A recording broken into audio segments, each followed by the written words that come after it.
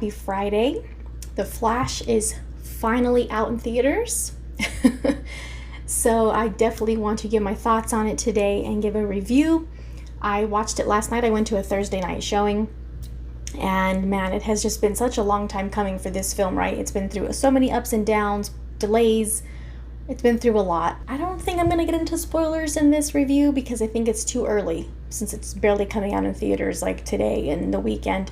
So I'll give people some time to watch it, and then, probably later on in the coming, next couple weeks or something, we can maybe start talking about spoilers and stuff like that.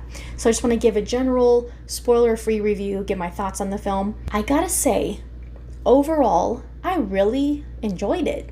I really liked it. And I'm not saying it in like a way that I'm surprised about that, because once the trailers started coming out,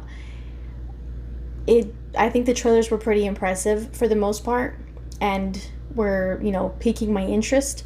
And it's not that I didn't have interest before, because I really like Ezra Miller as the Flash in Zack Snyder's Justice League. Was definitely looking forward to seeing a Flash solo movie. So it's not that I wasn't expecting to like it, but over the past couple of years, all the different things that have been going on with the movie and different rumors and different things being said about it, it started making me a little skeptical and a little nervous to look forward to it and be excited about it because of the previous leadership at Warner Brothers. I didn't want it to have things that were forced into it because of what the old leadership was so stuck on, having more humor, more comedy, being certain colors, being, all the dumb things that they were trying to cater to. And I'll get into that later. There were a couple of gripes or, negative things I had with the film, but overall, I really liked it. I enjoyed it. I think, hands down, Ezra Miller's performance and what he was able to do, his range in this movie, I think was very impressive. Now, this is not a spoiler. There's two Barrys, in the movie. Barry 1, Barry 2 from different timelines. Barry 2 is from the alternate timeline that he creates. And I didn't expect them to be so different. And I think Ezra Miller really, had a challenge set before him for this film. And I also didn't expect them to be on screen together as much as they were. So I think that was super impressive that he was able to really portray two, it still has to be Barry, but at the same time, it's two different versions of him with different experiences and different personalities and different outlook on life. Since they'd lived, there's two different experiences that they had in their life because they're from two different universes or timelines, right? And so I was very impressed with Ezra Miller on that aspect. And like I said, I like him as Barry. I like him as the Flash. I know sometimes people think he's a little obnoxious here and there, but I think that was mostly because of the changes they made to Justice League. In Zack Snyder's Justice League, he didn't have any of those qualities. Now, like I said, Barry 2 is very different, but for a reason. He's supposed to kind of have those different qualities, and they bring that out in the story. It was also really nice to see Ben back on screen as Bruce and as Batman. I think the action scene that he was able to participate in was pretty cool. It is a little weird, I think, when we see Batman out in the daytime. We've seen him out in the daytime in other movies, like in the Dark Knight trilogy. That's a little weird when you see that with Batman, but the sequence was cool, and it was good action. And, we saw Ben's Batman do some things that we hadn't really seen before in other films and use different gadgets and different technology. Their conversations that they had was pretty interesting, about Barry going back in time and Bruce trying to warn him about, catastrophes that he could create by doing that. It was also cool to see Jeremy Irons back as Alfred, because I kind of had forgotten about that up until we saw him in a trailer recently. So it was nice to see him come back as well. A couple of cool things.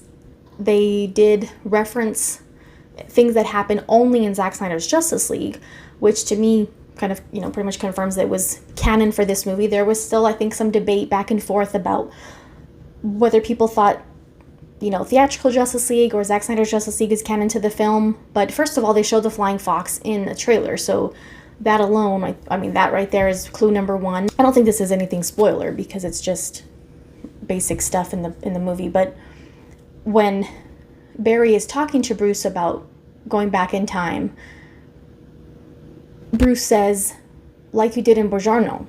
And Barry says, yes, just like I did in Buongiorno, except blah, blah, blah. And then he goes on.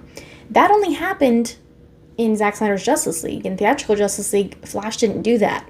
when they were fighting Steppenwolf and Buongiorno. So, yes. And then also, Kiersey Clemons is in this movie as Iris West. I'm really glad that they kept her because she didn't get to we didn't get to see her in theatrical Justice League. So I'm glad that Andrew Muschietti, they chose to keep her as Iris. And she says something like, I feel like we saw each other. And they know each other from school, but she says, I feel like we saw each other recently, or something like that.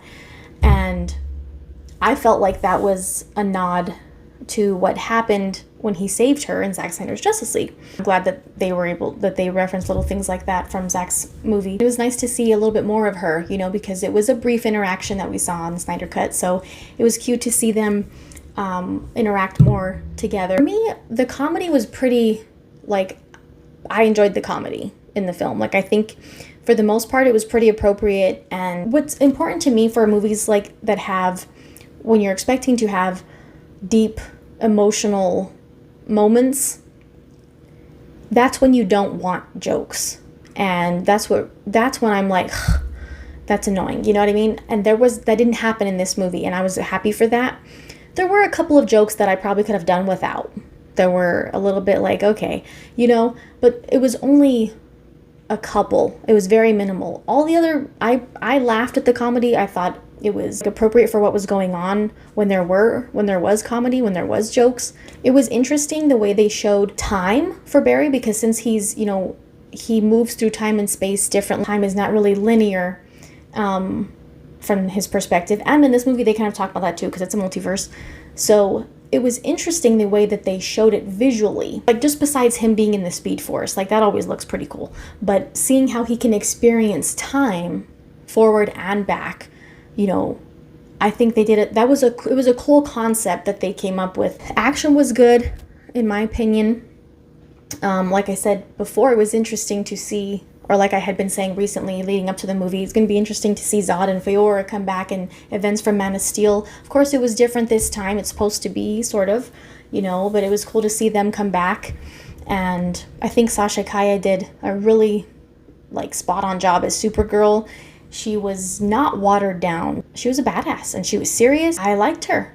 I liked her a lot. I think she did well. I think she held the role very well. There's also some cool things that we see Barry do that we hadn't been able to see him do before, which is cool because, you want to see him do different things. This is his own movie, and learn more about his experience, learning how he has learned to use his powers. And one of the really cool things about having the two Barrys is that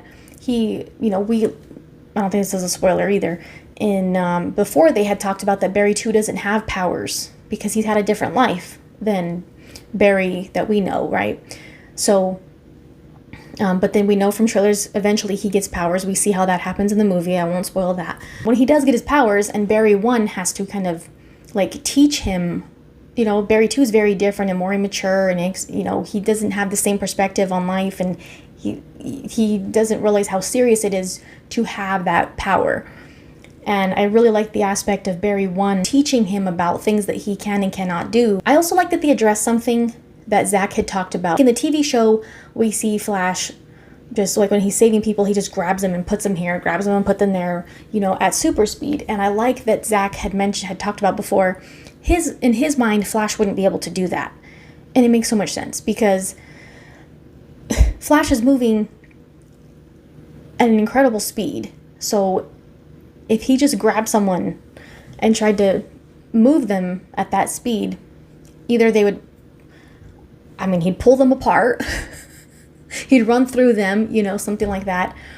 Or what we've seen in some movies, they get and they kind of address in this movie too, they would be sick, they'd be throwing up or something,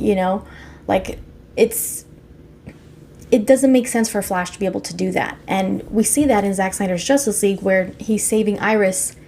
He's not grabbing her and moving her. He's letting her fall, but he's gently kind of guiding her to it so she doesn't get hurt. And we see that again in this movie. He's also telling Barry too, you can't just grab people and move them. I like that they addressed that in this movie because I think that that was a good point that Zach made. Now, I think what most people's number one complaint about the movie would be, and it's been the complaint since the trailers have been coming out, is the CGI. I think as far as like the Speed Force and lightning, I like that a lot. Other parts of the CGI and like the background and some, like for instance, like the Zod fight and, you know, that just, it looks weird.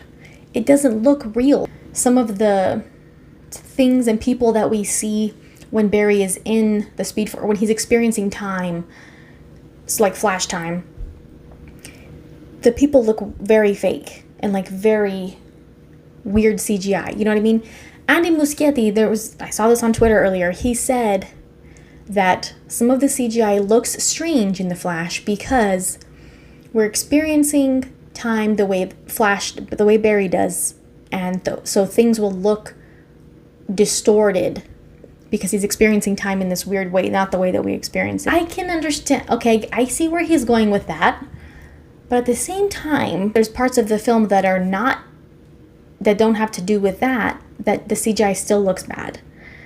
Like I said, for instance, the backdrop, you know, the environment in the background when they're fighting Zod, or that scene that we see, that shot that we see in the trailer where both Barrys and Supergirl are kind of sliding forward on the ground, like those types of things have nothing to do with Flash time, and it looks weird. It looks fake. So I understand what he's talking about in Flash time, which I still don't think it needs to look that fake. You can make it look distorted or look whatever, but I think when it looks fake, that's when I think people are like, you know what I mean? You know, CGI is definitely going to be, I think, a main complaint for most people.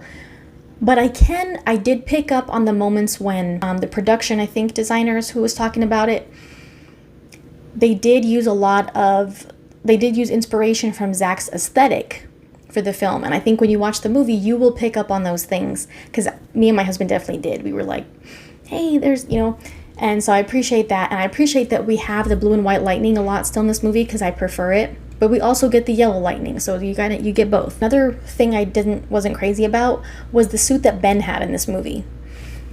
His action sequence and all of that was great, but the suit that they chose to put him in this movie I thought was strange. I wasn't crazy about it. I would have preferred to see him in the BVS suit or something, but you know, that's just a little, you know, minor gripe. The heartfelt moments and the moments with his mom and all of that, I mean, I teared up. You know, there was definitely those moments for sure. Of course, you know, there were things that I think all of us fans would have liked to see, Cyborg and Henry Cavill's Superman and things of that. I think we all would have loved to see them in the movie, and I agree. And so those things will always be bittersweet, of course. But overall, I enjoyed it. And I'm happy that it was an enjoyable movie after all this time of waiting, you know. So like I said, I'll probably, you know, talk spoilers maybe later on after people have a chance to see it more. But those are my overall general thoughts. Thank you guys for watching. Check out anything else you might have missed recently. And thank you for the support. Shout out to any new subscribers. Don't forget to like, share, turn on notifications, and I will see you soon.